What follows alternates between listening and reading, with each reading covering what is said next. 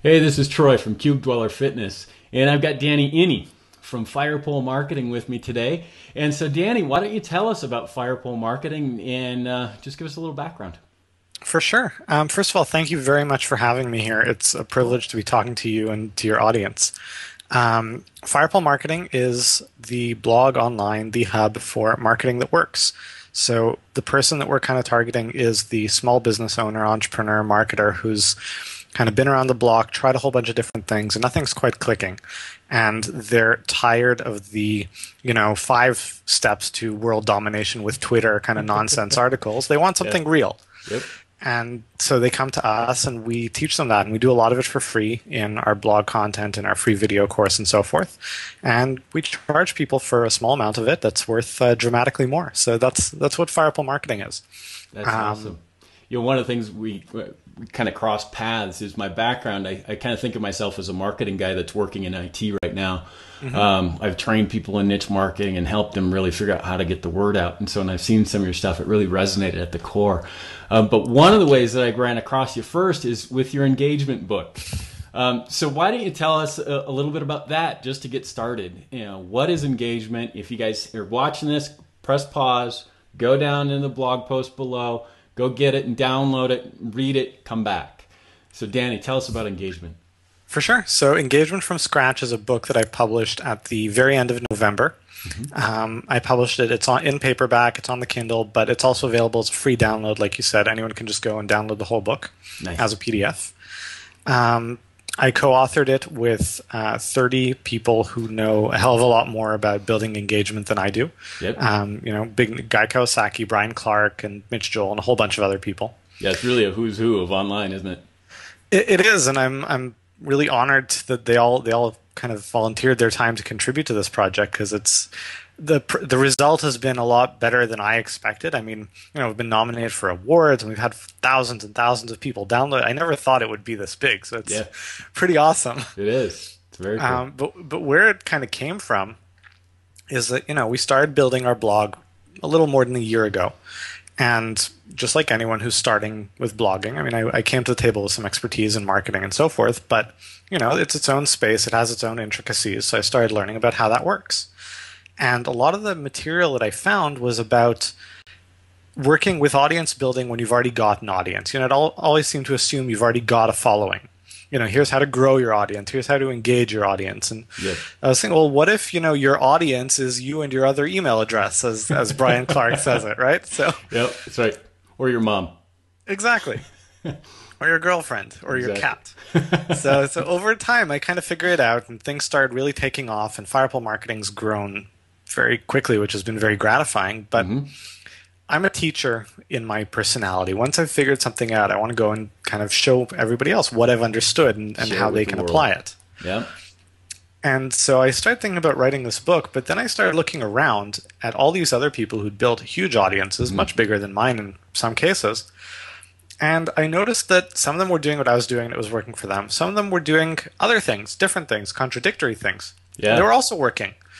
So their way is working, my way is working. It's how does that work? And I realized this is there's no one right way to do things. It's a multiple paths up the mountain kind of thing. And the only way that I could really do it justice would be to get all these different perspectives. And that's where the book came from. Nice. And I think that's a nice segue. We're on Cube Dweller Fitness. And although I think, just the little bit we've tried to get to know each other, I think we could talk forever on marketing and small business and helping people grow. But what I thought we'd talk about is how do we, in the midst of all of that, where we're spending more time in front of the computer, more time, isolated between 4 walls, a floor and a ceiling, how do you fit fitness and health into that? And one of the things that I heard you say in engagement is you looked around and it's like, there isn't a one size fits all. Absolutely. There's quite a variety. And as I talk to people about fitness and how they fit it into their busy, hectic lives, I see the same pattern. What works for one doesn't work for another. And so maybe let's transition a little bit into that. And, as you've immersed more into this online world, I know you mentioned that you're finding yourself sometimes trapped a little bit. How Sometimes does fitness fit somewhat in? by choice, I but know. yeah, no. Before we started recording, I was saying that last night my wife and I went out for dinner, and we stepped outside, and I was like, I haven't been out of the house in like 3 days. And that's just what happens when more and more of your business is remote and over the phone. And I mean, it's good, you don't have to waste time with commuting or with anything like that.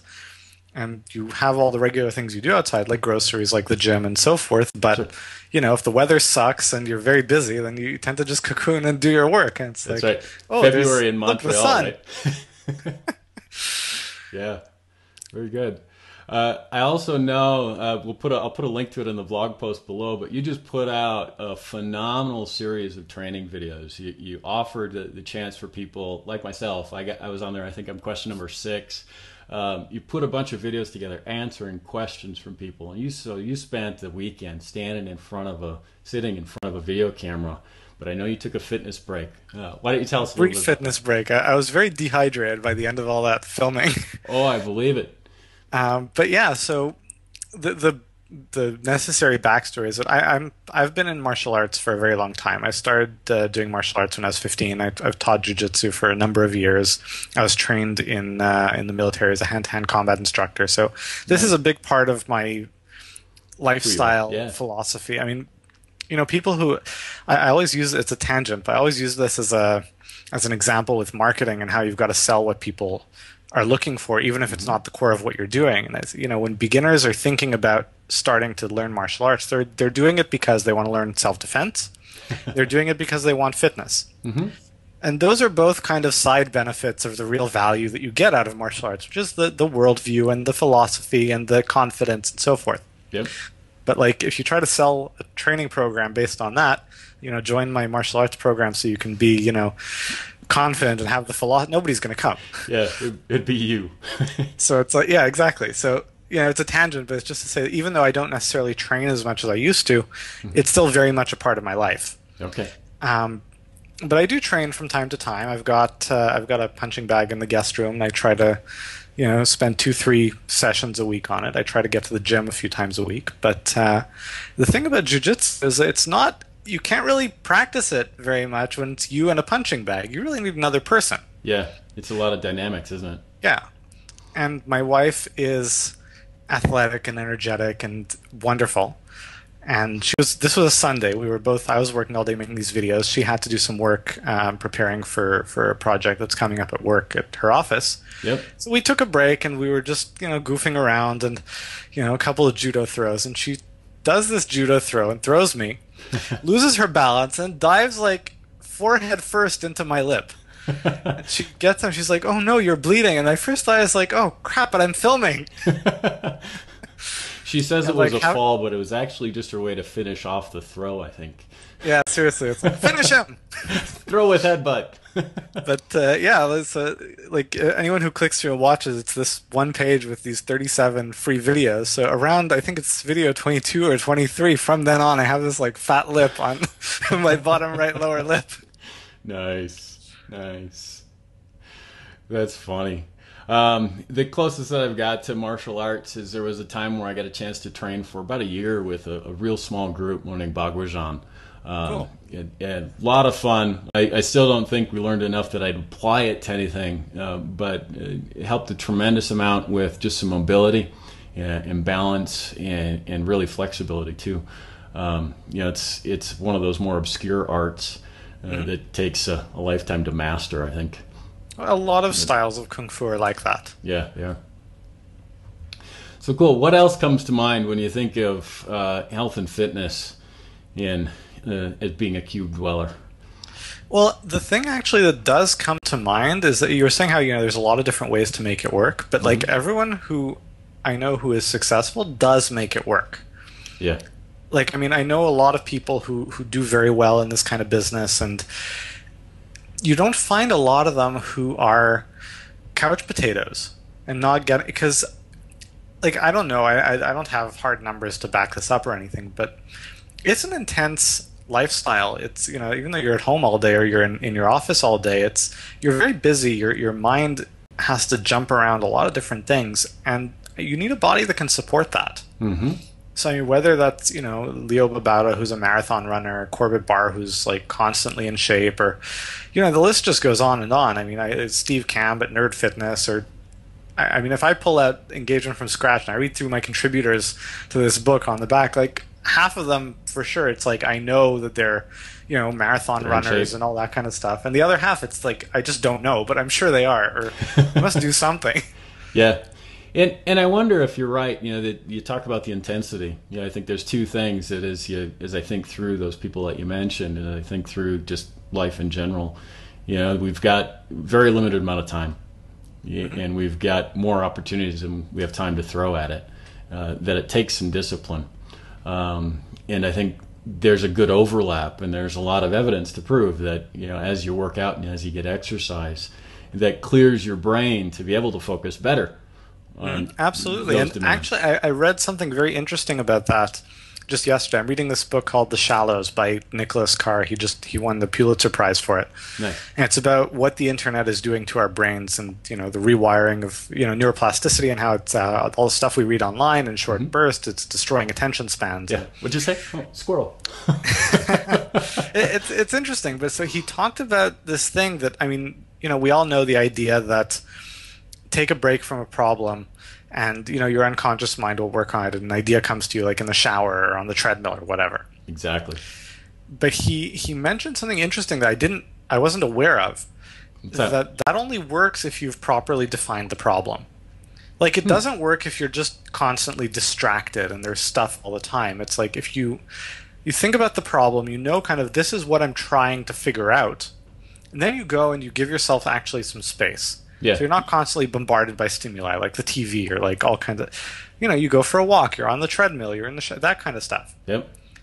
That's when your unconscious mind kind of is like, I know what the problem is. And because the other night I went to dinner with my wife, and she had some work issues and I was talking through some work issues. So we both, we just talk through it. We commiserate, we share. Yep. But what that does is it puts it all on the table, it organizes, and the next morning you're like, oh, I know how to deal with this. That's right. You Because framed your it. brain's been working on it all night. Yeah, I had a recent post, what's keeping me up? Is it chocolate, stress, or creative genius? And, well, I won't claim that I have any creative genius, but I think there's part of it there. And I think that's exactly what you just talked about, is as we work through the myriad of things that are put in front of us, if we frame them, if we say, all right, here's what I'm trying to solve. At work, how can I get this process to work better? How can I automate that with this web tool that we have? Yeah.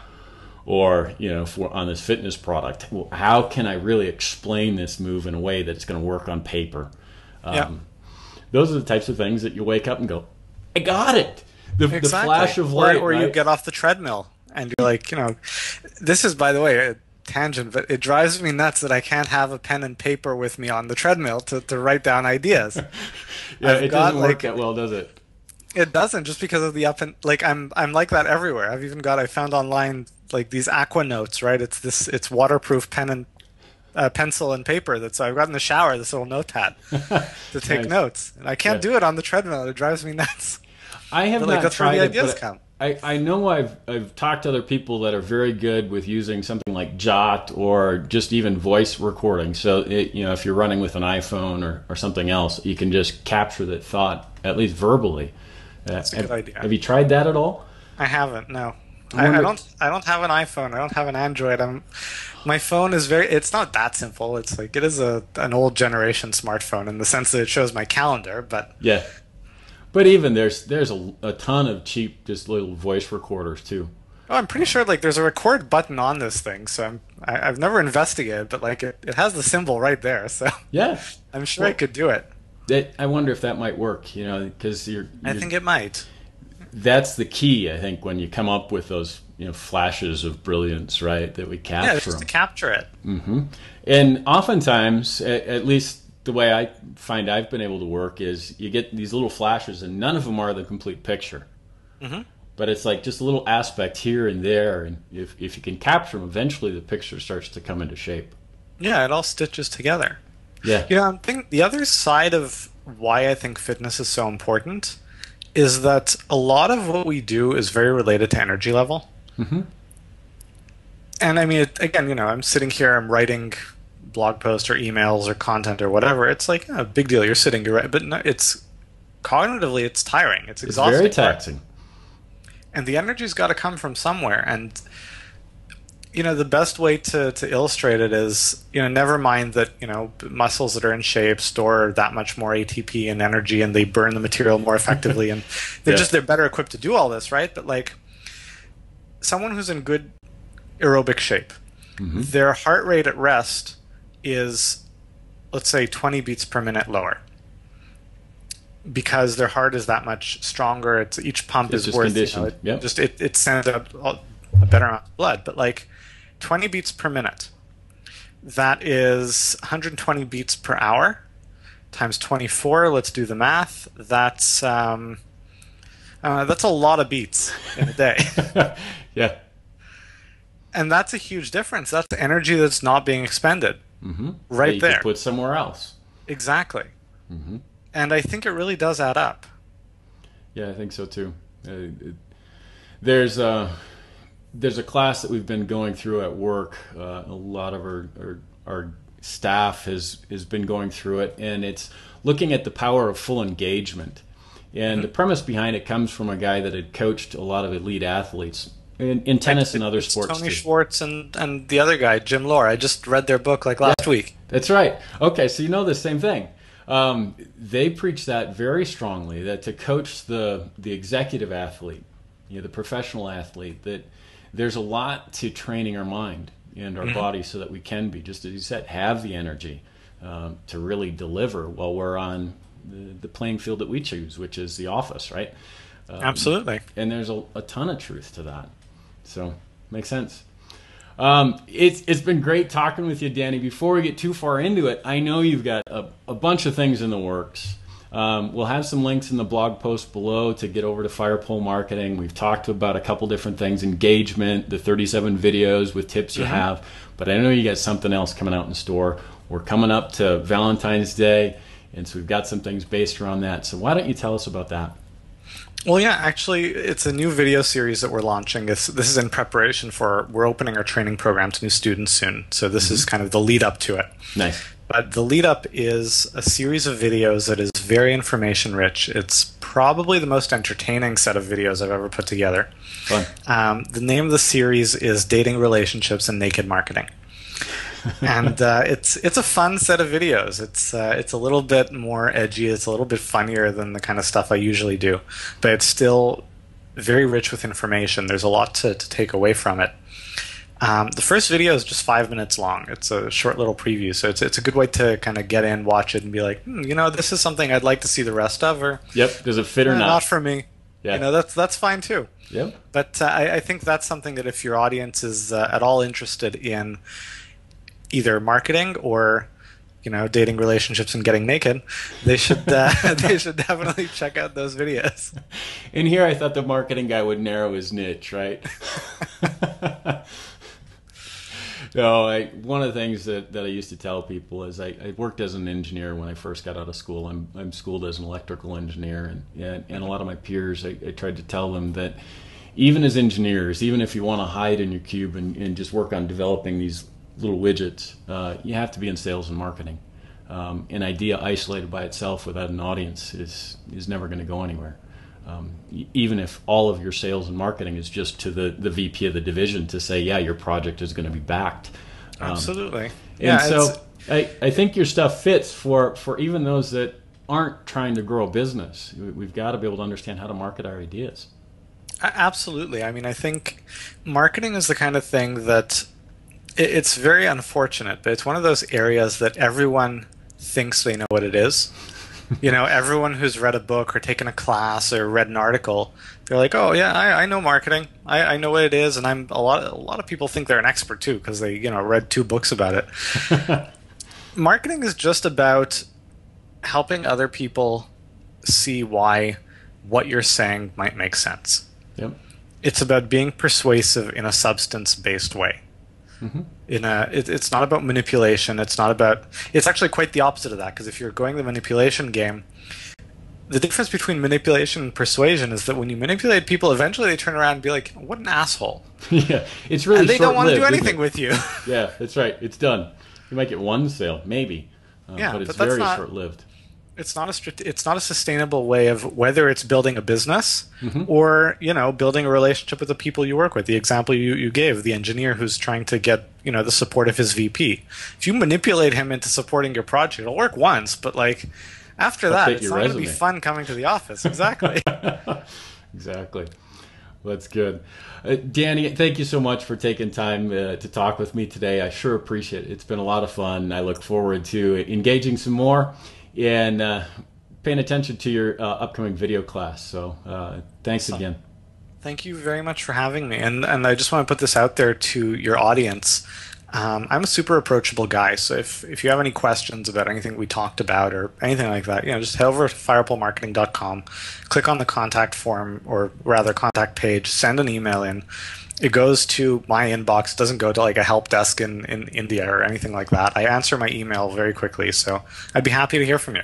Yep, and I'd say that's very, very true. Yeah, that's how Danny and I got talking today. And so do follow up, get his book Engagement, and I'm sure you'll come up with questions to ask him and do. And so thanks again. Talk to you later.